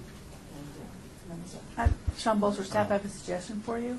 The ones that have computers up, we ask the agencies to tell us what their top What their priorities are. priority was. If everybody Good will question. pull up one of the agencies, and I'll pull one up, I can tell you what that agency's priority. Will that help? Yeah. Okay. I just wanted to say that I think Caridad is low because they're new. So that's why I think they scored. If they didn't know, they didn't have the answers to it. I just wanted to. Chairman McGrath, to Member Janison, your points are succinct. I like that. Just because an agency requests a certain amount and we vote to half fund them does not. I understand that. I know. And these are tough decisions, and I welcome the discussion. It's good. Real quick, Please. Sean Bolzer, staff. Catholic Charities requested $73,500 for 2 salaries, and then $11,500 for community support, hotel, motel vouchers, IDs, things that homeless folks need when they apply. So there's Catholic Charities. Sean, you want me to pull up another one? If you'll While pull you're up looking at- Family Promise, And then what's the other one? Help of Southern Nevada. Audrey, will you pull up Salvation Army? I'll pull up St. Jude's. St. Jude's crossings. Right. And then we have US Vets and West Care left. Okay. Family Promise. Application questions? Yes. For Family Promise, All the way. they asked for $30,000, correct? Okay, $20,000 according to the request for their program budget. Is set $20,000 of that is in salaries, and then the rest it's operating. I think they're doing $5,000 for CPA, $5,000 for liability insurance, which comes to the other $10,000. Mr. Chairman? Co-chair Taylor. Just as a point of discussion, I'd like to go back to my original recommendation, which is to zero fund St. Jude's Ranch for Children and give that $30,000 to Catholic Charities. They were the top scorer, and to Member Janison's point, they were the top scorer, and we know the services that they provide. Member McCoy, is Catholic Charities is in another category, right now? Not for CDBG. No, not for CDBG. Sean Bolster, I pulled up Salvation Army. Salvation Army is asking for $93,750 to house 100 clients. Unfortunately, the application does not break out what that means. The other That being said, we're getting. $9,230 will be used for program supplies, $2,500 for office supplies, $1,200 for printing, and the other $93,320 will pay for 2 staff persons. So, Member Jordan, so we're kind of getting back to the point of what's the money being used for? And so, Member Jansen, so it sounds like almost everybody is using it for salaries, which to Sean's point earlier, I've got no problem with that because this is really one of the only opportunities for people in the agencies to use it. So it sounds like it's across the board for salary. Thank you so much, Sean. I think that's helpful. Mr. Chairman, Co-chair I Taylor. recommend that we fund US Vets $40,000.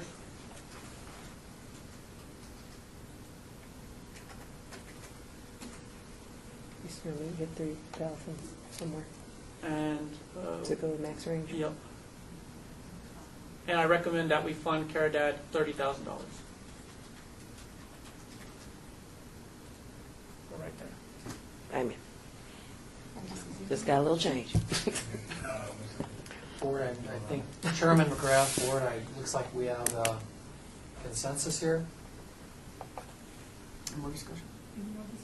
More discussion? I have a question, just clarification, Member Miller. So, staff, this $2,564, since we didn't hit that max range, that goes to the other loose money we have to fund whatever else we've got going on? Yes. Okay. And once you've, Sean Bolster staff, we've gone through the youth programs, I'll go to the top and see if there's any money left over that you can Okay. scooch around. All right. Mr. Chairman, I move that we close discussion on these items. Second? All in favor? Aye. Those opposed? Madam Clerk, can we please have the record reflect that Mike Aker had to leave? So our quorum is now 8. Member Jordan? You still have quorum. Nobody else can leave. Just the last category. Just the last category. Are we in the last? Yeah, I think so. Yes. Member Jordan? Member Jordan, did you have a question, sir? No. Oh, okay. Are you ready to? Hold on, let me make sure it saves. Yeah, make sure it saves. That'd be fun. It'd be very, very bad. Yeah. Okay. Okay. Unfortunately, there's a lot of you, so for you guys to see everything, I have to make it small. I'm sorry. Oh, my God. I know I'm sorry. 176 only? Let me know when you're ready, Sean.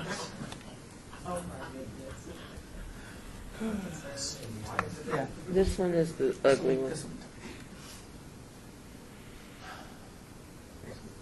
Mm. Jordan, like this. Buckle up. So you're on the Utes. You're on and the Ute. The Utes, the two the Utes. Your range is 15 to 25%, so you have 105,000-ish to 176,000. And you have 570,000 requested. So this category will end up with agencies being zero funded. I mean, that's unfortunately how that works. Mr. Chairman, Co-Chair Taylor. I'd like to open up discussion on these items, make some recommendations to begin discussion on this. First one is Future Smiles. And they requested $30,000. I recommend that we give them $15,000. Southern Nevada Public Television, they requested $30,000. Recommend we give them $15,000. Clark County Law Foundation, they requested $35,500. I recommend that we give them $15,000. Big Brothers Big Sisters, I recommend that we zero fund them, even though they scored high. My reasoning is, while I like the program and they do good work in the community, I believe that too much of their budget is spent on salaries and that their collaboration efforts are not as strong as some of the other agencies. Next is Junior Achievement of Southern Nevada. They requested $36,927. Oh wait, how much did they request? 60. So $30,000 would be my recommendation. Boys and Girls Club, they requested $40,000. I recommend we give them $20,000. Anson Inc., they requested $45,000.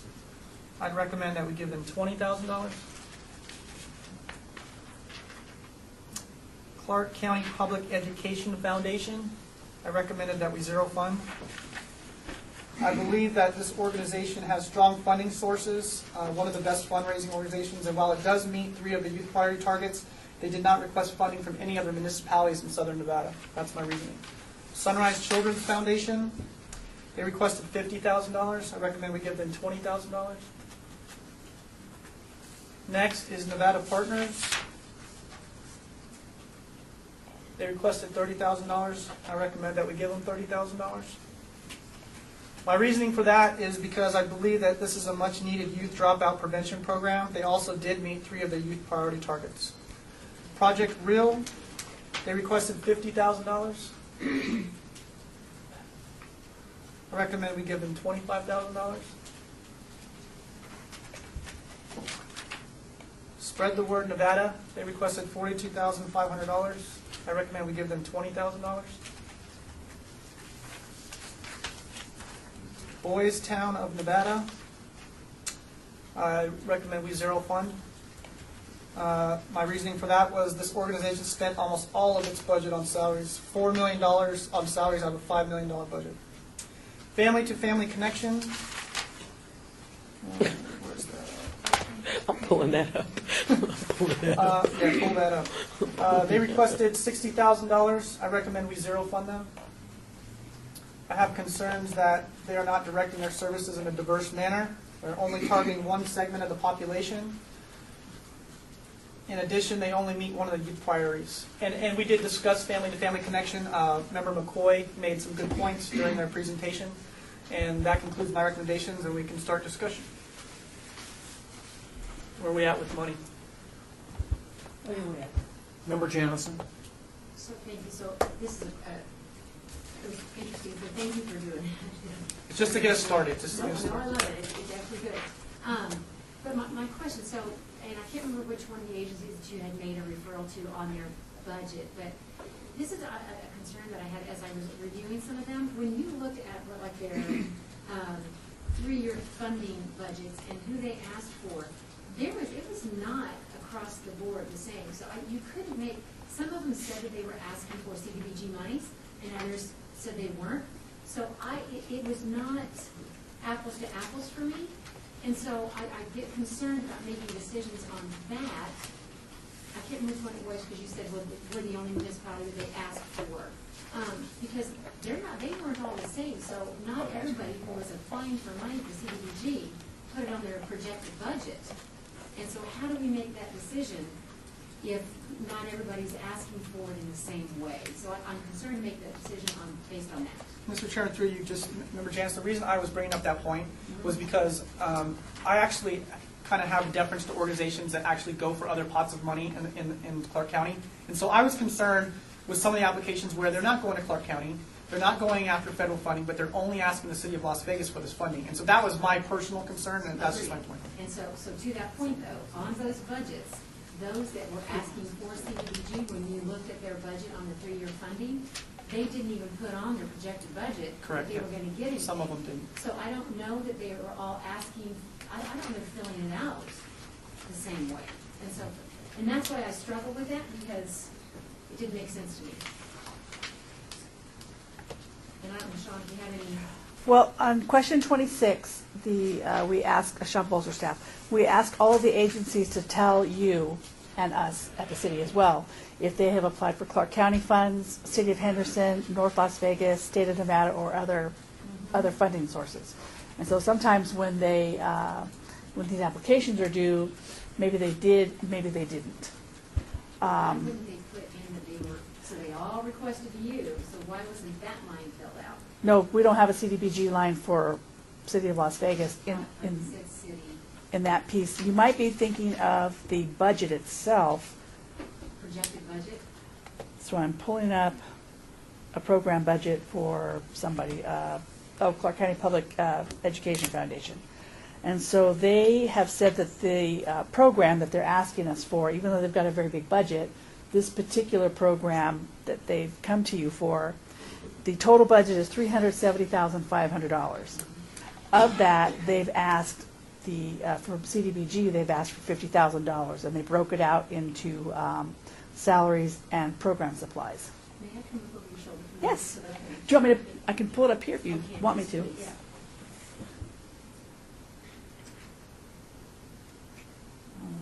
Is this also a minimum 15,000? Yes. Yes.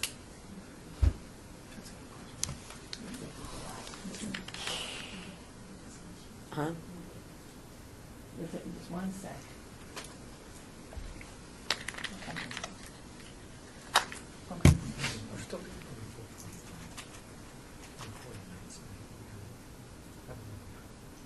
Bear with me, it wants me to log in again.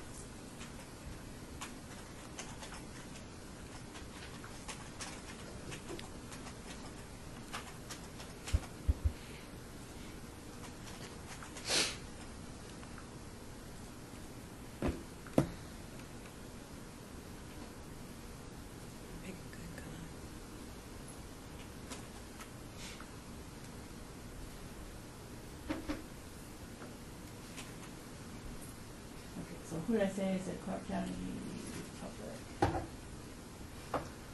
Here's the 50,000. Their 3-year funding history shows it as well. So here's the 3-year funding Yeah, right history, and So city funds. that could be any funds.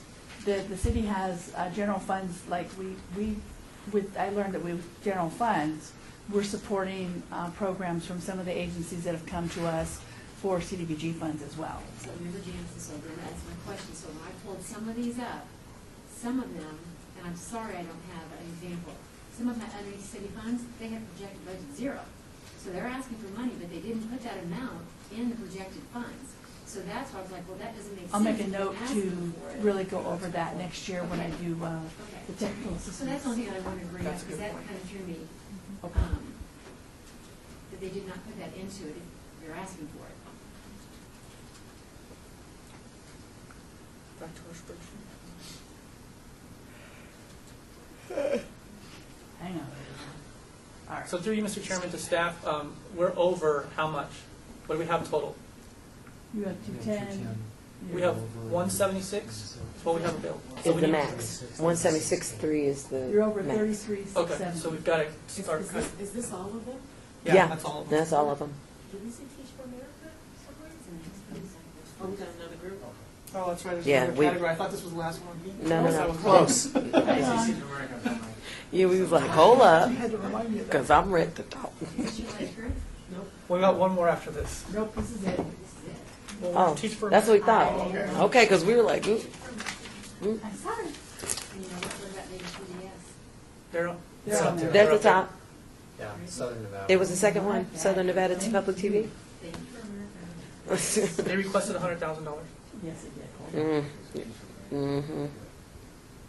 Mr. Chairman, just to keep the discussion going, on Teach for America, once she gets over to the spreadsheet, they requested $100,000. I recommend that we zero fund Teach for America.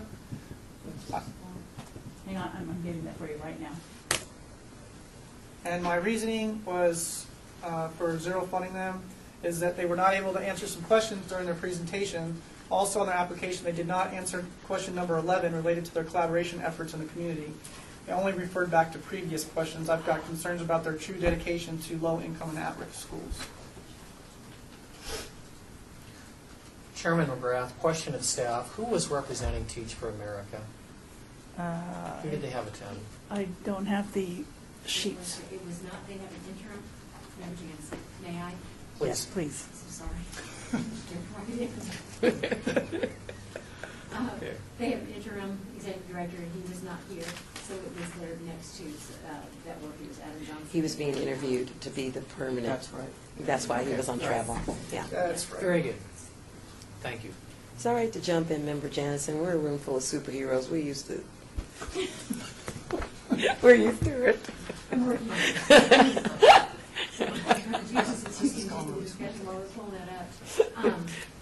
I take a little question with the last statement about Teach for America, because all of their teachers are at-risk low-income schools.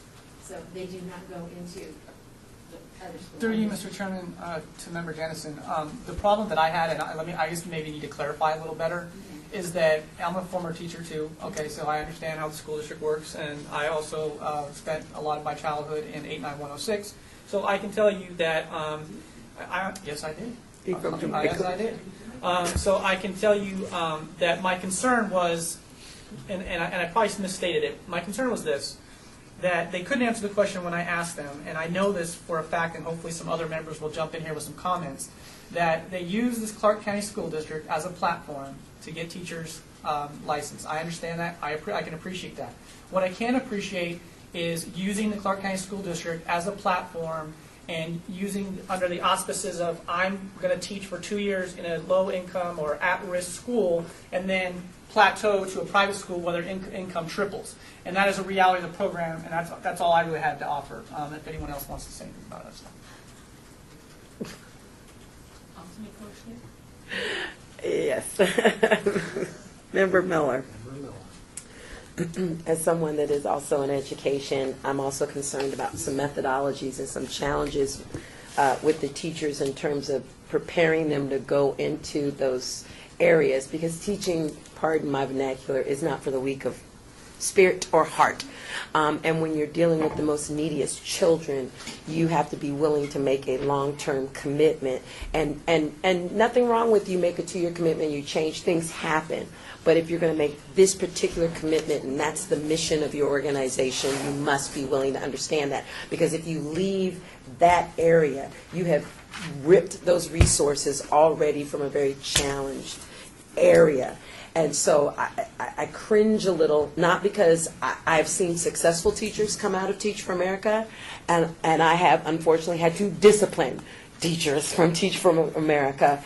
And I'm always getting back to what education's focus is what about the children I serve and the communities that they're in. And so I'm a little wary. And I'm always optimistic, but I'm a little wary about that because I've seen a track record of that. Member Jansen, so and I'm not going to beat this horse, but I just feel like I have to say this because we're in open meeting.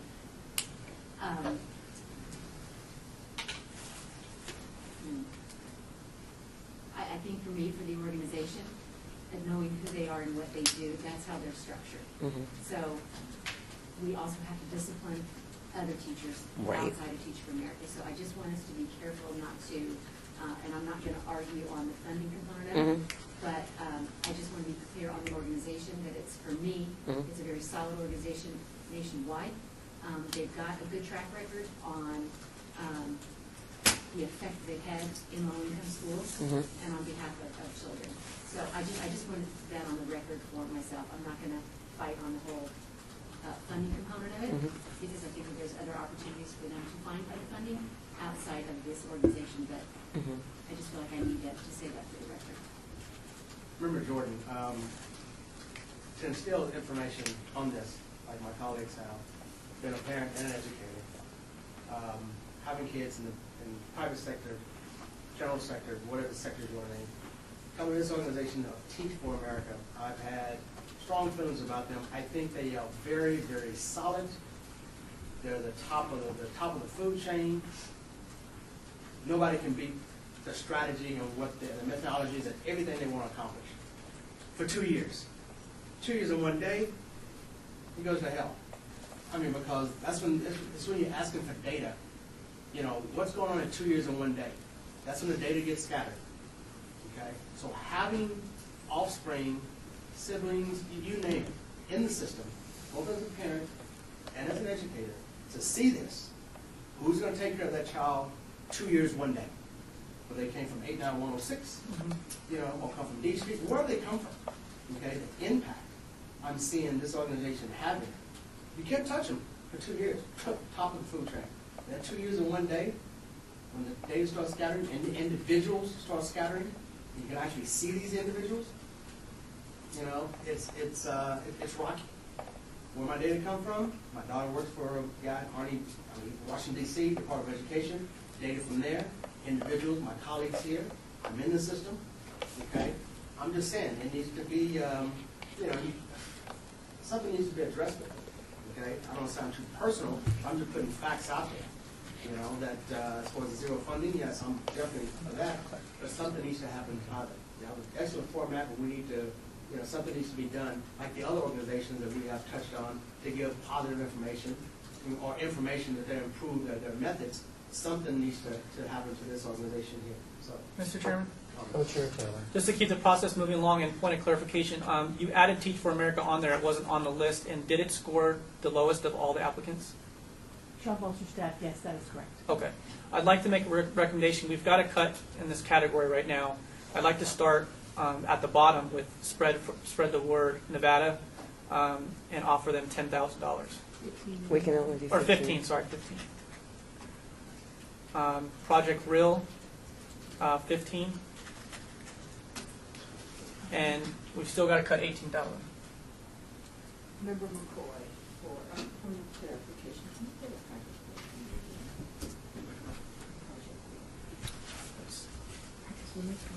Almost there. I have a question for staff, Ms. Wilster. Do you kind of have an approximation of what kind of wiggle cash we have left over?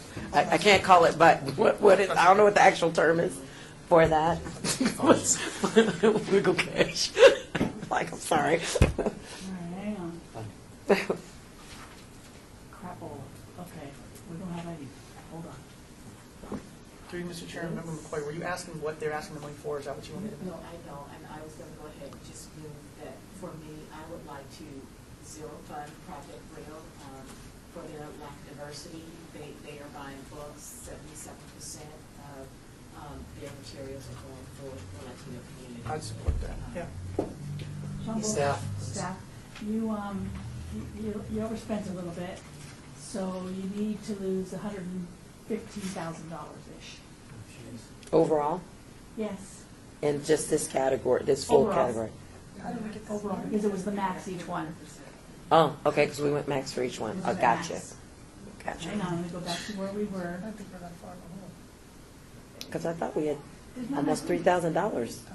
Yeah, but we kept spending max. and Okay, and that's probably what ate it up. Okay, I'm thank sorry, you. Member McCoy. I would like to zero fund Project Real, please.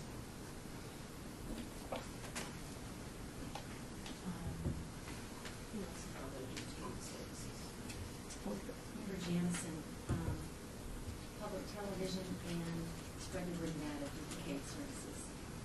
That was what I was wondering. They're different program, I mean, they're different delivery of the program, but it's the same thing of getting books in the hand, so Mhm. you could potentially zero fund both of those. Because both of them have great opportunities to do other fundraising outside of Correct. those dollars. Member Jordan. Thank you.